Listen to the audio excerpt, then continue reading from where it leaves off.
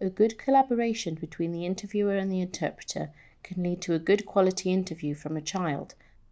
Understanding the roles of each speaker can aid the collaboration of the interviewer and the interpreter, as well as the collaboration of the interpreter with the child. Prior the interviewer, introduce the basic characteristics of the case under investigation to the interpreter. For example, inform them that sexual topics may be discussed. Inform the interpreter of any questions you are likely to ask the child and provide them with any notes that you may have, any documents that need to be read out loud. Inform the interpreter on any complex or unusual vocabulary or police jargon that will be used in the interview. Inform the interpreter of the procedures that takes place in the rapport phase, such as the ground rules, and in the closer phase, such as thanking the child. Ask the interpreter if they have any questions about these introductory comments. Interpreter. Provide the interviewer with a brief cultural overview about the child's background to support the interpreting process. Have a brief discussion with the child on topics unrelated with the case in order to become familiar with the child's language, dialect, and accent. Interpreter. Please never talk alone with the child, but do so only under the supervision of an authorized person. Inform the interviewer of any communication difficulties with the child. The RQ suggestions. Interviewers, be prepared. Interviews are already challenging communication channels, especially when an interview is to be conducted with the assistance of an interpreter. Liquid. Ensure there is water available for everybody. Camera. Before starting, make sure all speakers are clearly visible on camera. The interpreter's mimicking of the child's tone and expressions must be shown on the camera footage because they influence the way we perceive a testimony. Unknown. Ensure the child does not know the interpreter other than in this professional capacity. Extended. Interviews with interpreters may take longer than other interviews. Take your time to elicit the necessary details. Interviewer and interpreter. Before starting the interview, discuss if you prefer a simultaneous or a consecutive interpretation.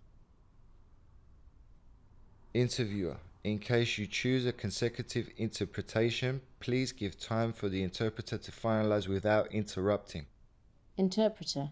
Avoid bringing any dictionaries or other documents to the investigative room to assist the interpretation. Interviewers and interpreters. Before starting, make sure you can understand each other's accent.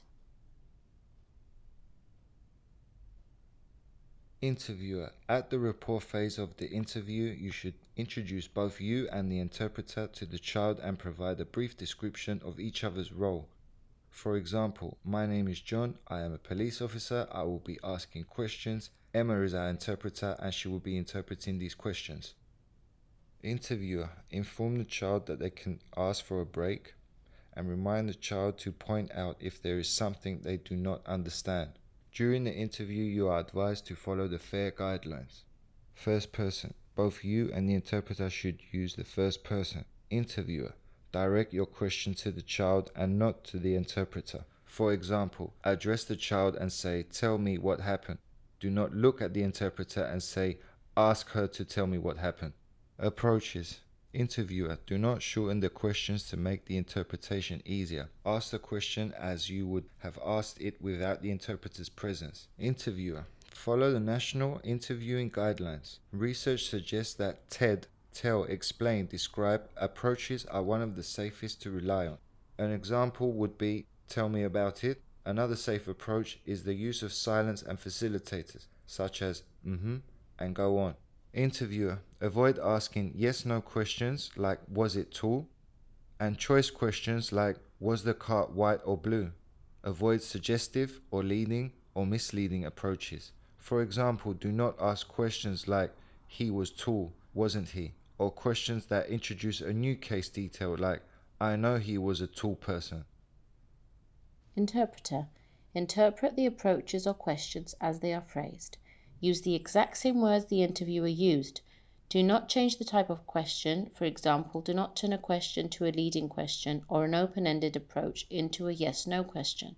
If, for example, the interviewer says, "Describe the room," you should not say, "Can you describe the room?" Interpreter. Ask only the question posed by the interviewer. Do not provide the child with any information that the interviewer did not mention. Avoid side conversations with the child. It is the interviewer's responsibility to clarify or investigate. Answers. Interviewer and interpreter give children the opportunity to fabricate their answer. Interviewers use silence and facilitators. Interpreters interpret them appropriately.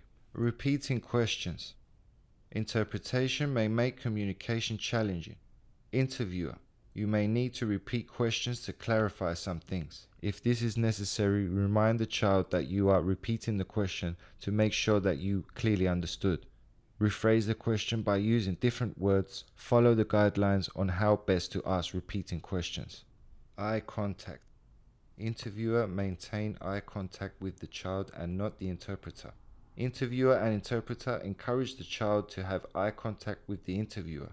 Interviewer consider to look at the child when you're asking questions as well as when the child is answering and when the interpreter is interpreting. Interpreter. Consider to look at the interviewer when questions are asked. Look at the child when interpreting the interviewer's questions, and then look at the interviewer when interpreting the child's response. Eye contact should feel natural. Try to adjust based on the atmosphere in the room.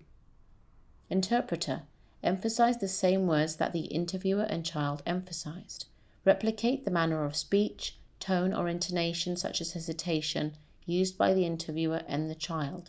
The tone is as important as words, and if not mimicked correctly, it may change the message. Replicate the body language of the interviewer and child, for example, hand gestures. Replicating all of the above could help lawyers, judges, and juries understand better the emotions expressed by the child through your interpretation. Interpreter. Be careful when interpreting children's words. Do not change a word.